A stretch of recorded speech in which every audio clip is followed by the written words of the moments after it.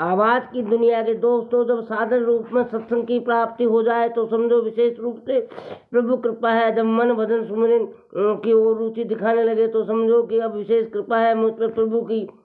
जब सत्य के मार्ग पर अग्रसर करने और मिथ्या से मन का संबंध विच्छेद करवाने वाले कोई संत मिल जाए तो निश्चित मानो का विशेष कृपा है। जब मन को व्यर्थ चिंता चिंतन से ग्लानि होने लगे और लाभ जब में रुचि तथा रसानुभूति हो, जब दुष्ट वृत्तियों की अधीनता अंदर से स्वयं को छीनने लगे और सद्वृत्तियों की ओर झुकाव होने लगे, निजी स्वार्थ में अतीत परहित की भावना जागृत हो, किसी की पीड़ा में निज पीड़ा का अनुभव हो, जब सत्संग सेवा सुमरन के भाव जीवन का अभिन्न अंग बन जाए, जीवन कुछ अधूरा सा लगने लगे, रहा न जाए इनके बिना, तब समझो कि ये विशेष से कृपा है। हरे हरे, जय श्री कृष्ण, राधे राधे। मित्रों, कृपा को जीवन में इस रूप में देखने का प्रयास करो। सांसारिक लौकिक स्तर पर भी जो प्राप्ति वह सब निसंदेह कृपा ही है, लेकिन विशेष कृपा तो तभी समझी जाएगी जब जिस हेतु से जीवन मिला है उसकी सार्थकता के साधन मिल जाए। बच्चे के को माँ के द्वारा दी गई मिठाई, खिलौने आदि भी बच्चे पर माँ का स्नेह, वात्सल्य अथवा कृपा कहा जा सकता है, लेकिन विशेष और वास्तविक कृपा तभी मानी जाएगी जब बच्चे को माँ की गोद में माँ का निज प्यार, निकटता तथा अपनापन मिले। महापुरुषों ने जीवन की इस वस्तु स्थिति को समझा, जाना, पहचाना और निश्चित कर लिया कि समुद्र के पास पहुंचकर यदि मांगना है तो केवल ऊपरी सतह पर रहने वाले सीप, शंख आदि नहीं, हीरे जवाहरात आदि भी मांगे जा सकते हैं।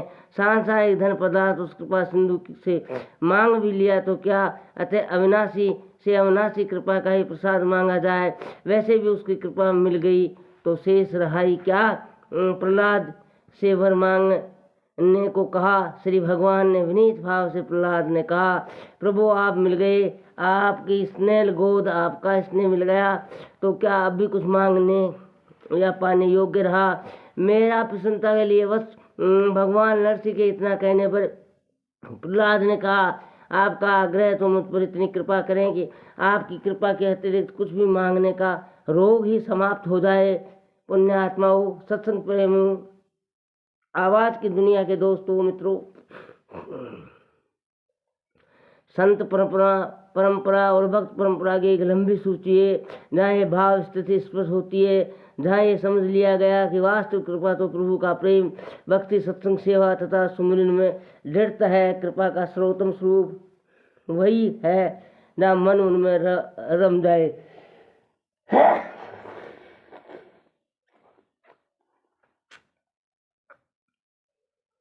जहाँ सोते जागते, उठते बैठते, खाते पीते, आते जाते स्वतः भीतर से उनकी पावन समुद्र स्मृतियों के भाव लहरें उमड़ती रहे, जहाँ उन्हें याद न करना पड़े, रह रह कर याद आने लगे अथवा याद के बिना रहा न जाए और उनकी अति मनोहर छवि सामने अनुभव होने लगे। सांसारिक रूप में भी सब कृपा है, लेकिन वास्तविक कृपा क्या है इसे समझो, अनुभव करो और इसी कृपा भाव से प्रति समर्पित कर रहने की दृढ़ता बनाए रखने का प्रयास करें। सब्सक्राइब की कतई बार